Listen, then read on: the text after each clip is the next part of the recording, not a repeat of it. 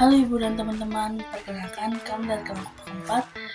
Nama saya Angel Lanita Nidate dengan NIM 25040200015. Halo teman-teman semua, perkenalkan nama saya Chelsea Pranayanta Meno dengan NIM 25040200009. Baik, perkenalkan nama saya Gregorius Agung Sumantraya dengan NIM 2504000004. Halo, perkenalkan nama saya Nikita Raja dengan NIM 25040029. Saya sebagai moderator yang akan memandu jalannya presentasi dalam kelompok kami. Pada kesempatan kali ini, kami akan mempresentasikan hasil wawancara kami dengan salah satu pelaku UMKM. Dari hasil wawancara tersebut, kami juga menyusun pencatatan keuangan berupa jurnal, buku besar, dan neraca saldo. Baik, tanpa berlama-lama, kita mulai presentasinya. Saya persilakan kepada pemateri pertama.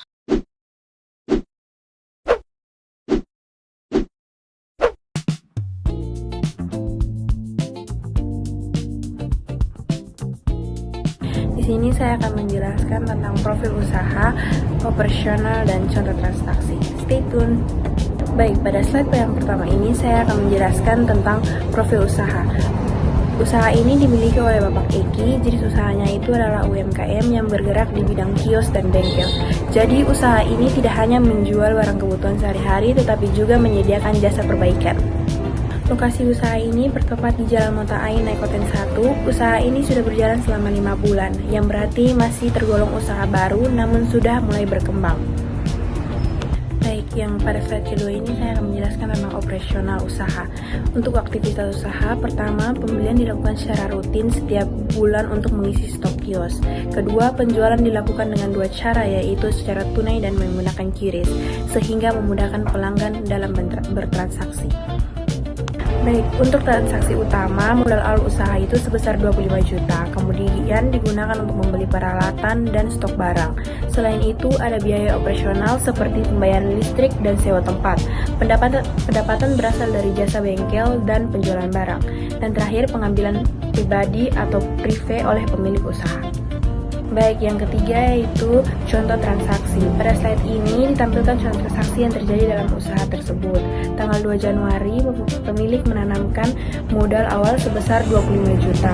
Tanggal 7 Januari dilakukan pembelian stok sebesar 7.850.000. Tanggal 20 Januari, usaha mendapatkan pendapatan dari servis sebesar 500.000, dan pada tanggal 29 Januari diperoleh pendapatan dari penjualan sebesar 1.750.000. Dari data ini kita bisa melihat bagaimana alur keuangan usaha mulai dari modal, pengeluaran, hingga pendapatan. Baik, kita masuk pada siklus akuntansi. Pada bagian ini, kami menampilkan pencatatan transaksi dari UMKM yang telah kami wawancara. Setiap transaksi dicatat berdasarkan tanggal dan jenisnya. Contohnya, pembelian peralatan dan kebutuhan usaha dicatat sebagai pengeluaran. Selain itu, dari data jurnal dipindahkan ke data buku besar agar lebih rapi dan mudah dipahami. Saya akan menjelaskan neraca saldo dari data yang telah disusun. Neraca saldo ini terdiri dari 3 bagian utama, yaitu nama akun, kolom debit, kolom kredit.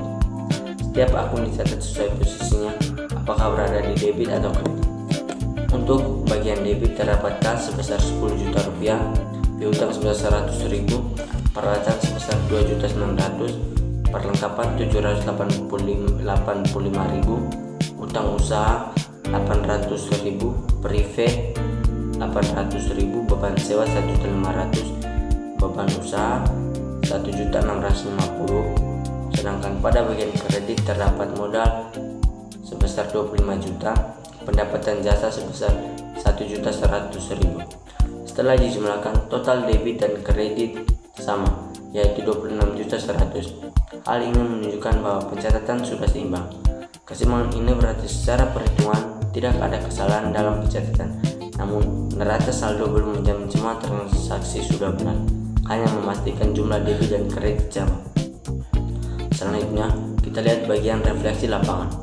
Di sisi kiri praktik, saat ini masih dilakukan dengan cara yang sederhana saja, cuma mencatat modal awal, pengeluaran yang keluar, dan pendapatan yang masuk, belum menggunakan sistem akuntansi yang lengkap. Sedangkan kendala yang ditemukan adalah pencatatan yang belum lengkap dan tidak teratur.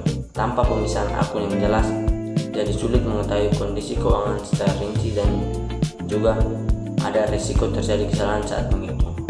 Baik, saya akan menjelaskan bagian refleksi lapangan. Yang ketiga, urgensi sistem. Penerapan sistem akuntansi sangat diperlukan untuk membantu pencatatan keuangan yang lebih rapi dan struktur. Dengan adanya sistem akuntansi ini, pemilik usaha dapat mengetahui kondisi keuangan secara jelas, mempermudah pengambilan keputusan, serta mendukung perkembangan usaha. Yang berikut kesimpulan. Berdasarkan hasil observasi, usaha kios dan bengkel Pak Eki telah melakukan pencatatan keuangan secara sederhana, yaitu hanya mencatat modal awal, pengeluaran, dan pendapatan. Namun, pencatatan tersebut belum sistematis dan belum menggunakan sistem akuntansi yang lengkap. Oleh karena itu, diperlukan penerapan sistem akuntansi yang lebih struktur agar kondisi keuangan usaha dapat diketahui dengan jelas, serta mendukung pengelolaan dan perkembangan usaha ke depannya.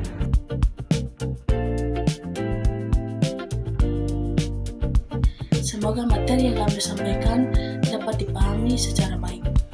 Kami mengucapkan terima kasih kepada narasumber yang telah bersedia membantu dalam proses wawancara. Mohon maaf apabila terdapat kesalahan dalam penyampaian. Terima kasih atas perhatian dari Ibu dan teman-teman semua. Sampai jumpa.